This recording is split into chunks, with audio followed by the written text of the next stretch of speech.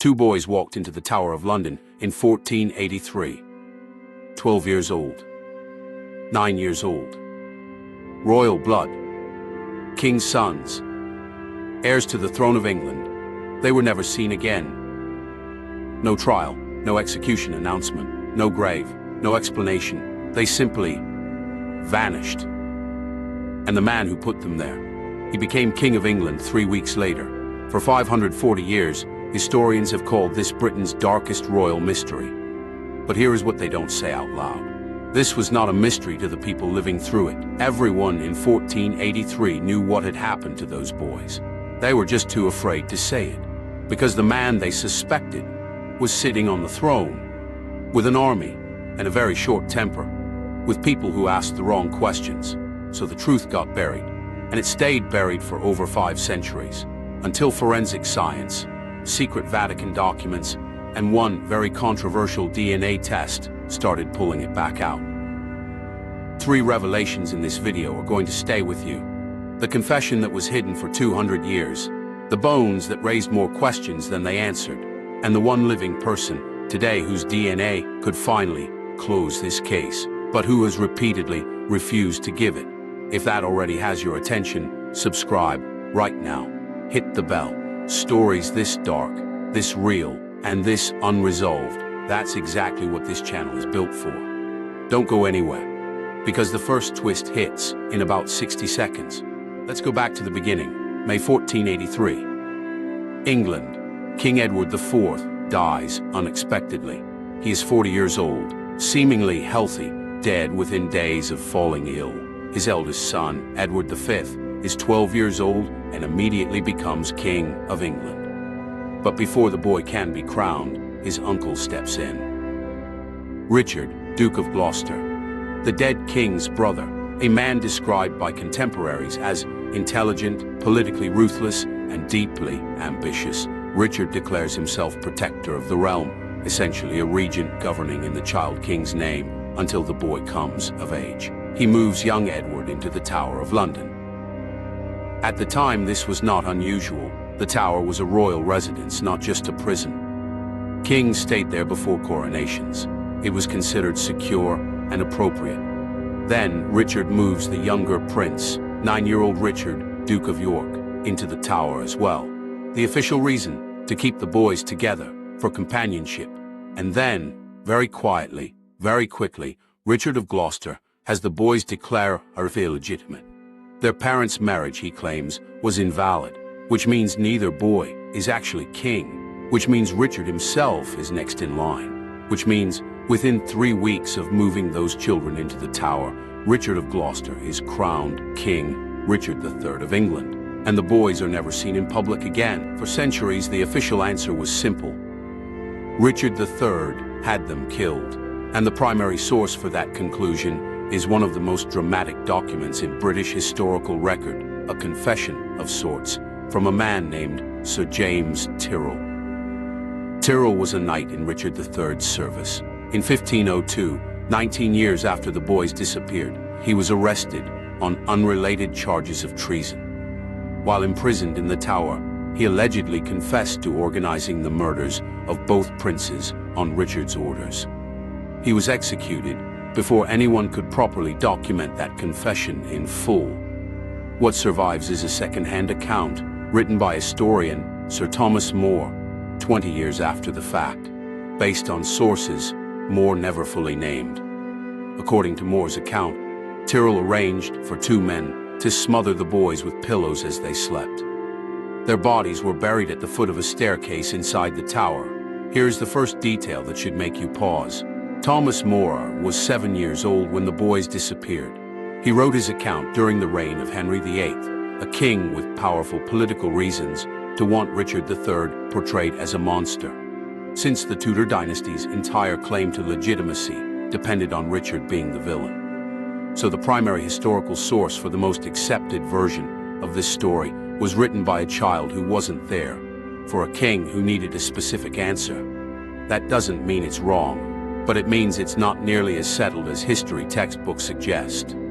Because in 1674, something turned up inside the Tower that changed everything. Workmen renovating a staircase in the Tower of London made a discovery nobody expected. Human bones buried beneath the stairs. 2 individuals. Small. Young. The location matched almost exactly what Thomas More had described 150 years earlier. King Charles II, convinced these were the remains of the lost princes, had the bones placed in a marble urn and interred in Westminster Abbey, where they remain today. Case closed. Right. Not even close. Here's the problem. Those bones have never been properly examined with modern forensic technology. In 1933, a team of doctors conducted a basic analysis. They concluded the bones were consistent with the ages of the 2 princes. That assessment was considered confirmation enough, but the 1933 examination had no radiocarbon dating, no DNA analysis, no isotopic testing, no forensic tools that a modern investigator would consider remotely sufficient, and multiple subsequent requests from historians, forensic scientists, and researchers from multiple universities to conduct a proper modern examination of those bones have been denied. Every single time by the Church of England, which controls access to Westminster Abbey.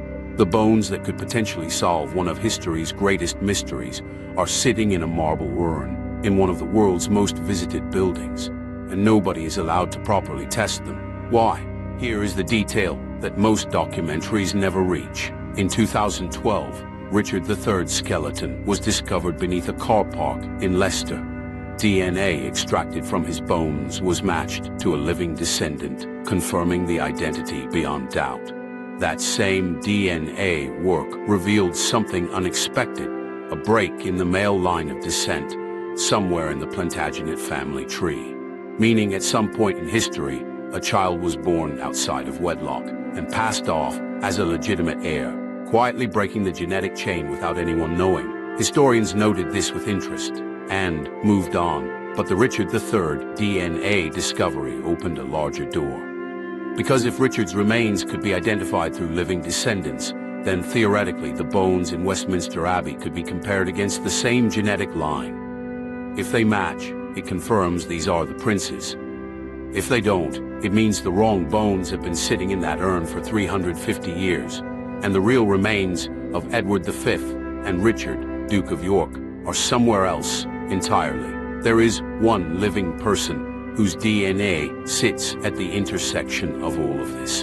King Charles III, as a direct descendant of the royal line connected to both the princes and Richard III, his DNA could theoretically help authenticate the Westminster bones and advance this case significantly. He has not offered it. No member of the royal family has.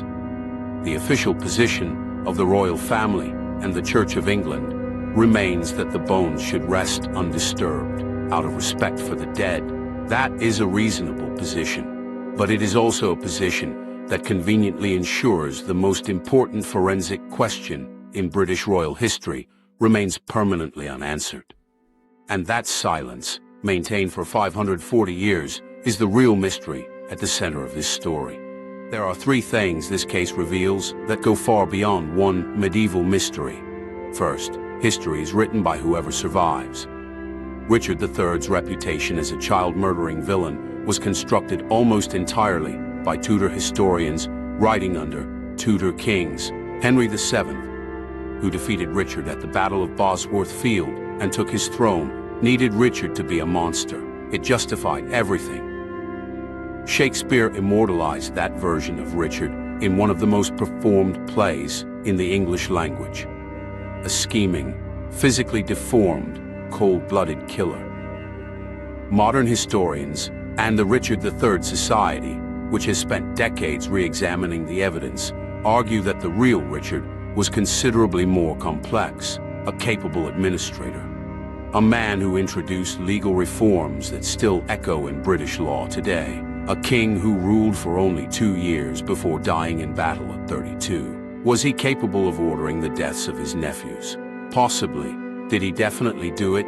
The honest answer, based on verified evidence alone, is we don't know. Second, Institutional silence is its own form of evidence.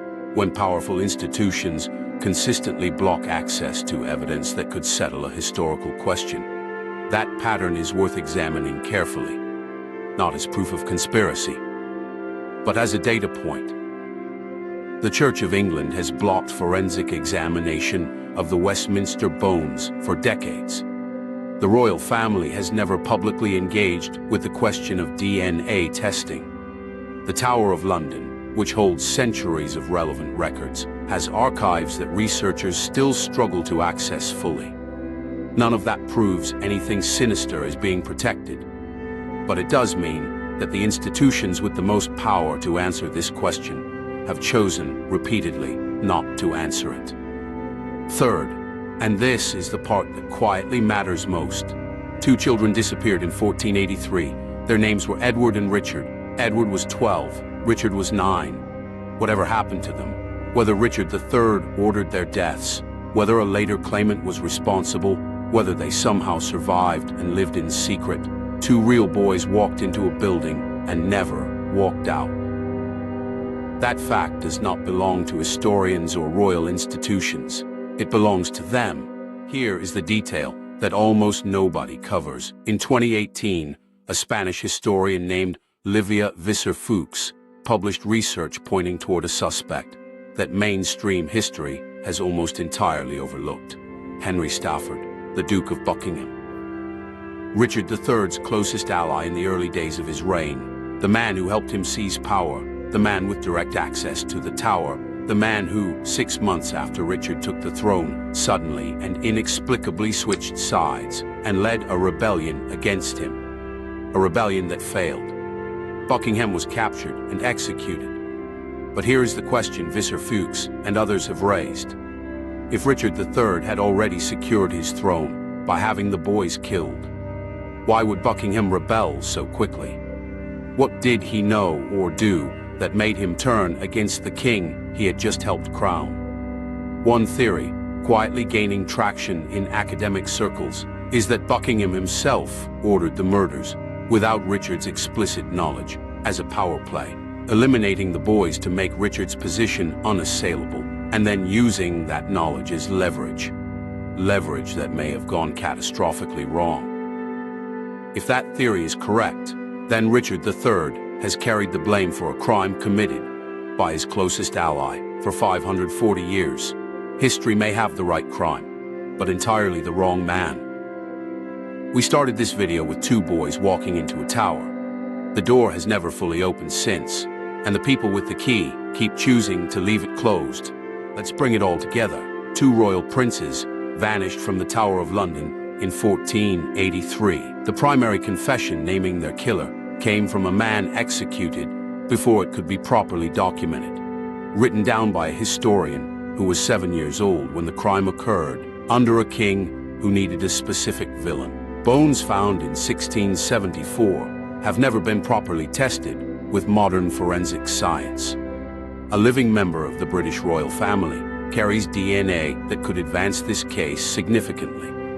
And a largely overlooked suspect, the Duke of Buckingham, may have been responsible for a crime that history assigned to someone else entirely. 540 years later, officially, nobody knows what happened to those boys. If this kind of deep, uncomfortable history is what keeps you coming back, subscribe right now and hit the notification bell. This is exactly what this channel does every week. The pinned comment has the one document, hidden in Vatican archives for 200 years, that researchers believe may be the closest thing to a contemporary account of what actually happened. Read it before you form your verdict. Your question for the comments: Richard III, Buckingham, or someone history hasn't named yet? Drop your theory below, and the next video covers another royal disappearance, this one from the 20th century, with living witnesses, and a cover-up that held for over 50 years. That one is even harder to dismiss,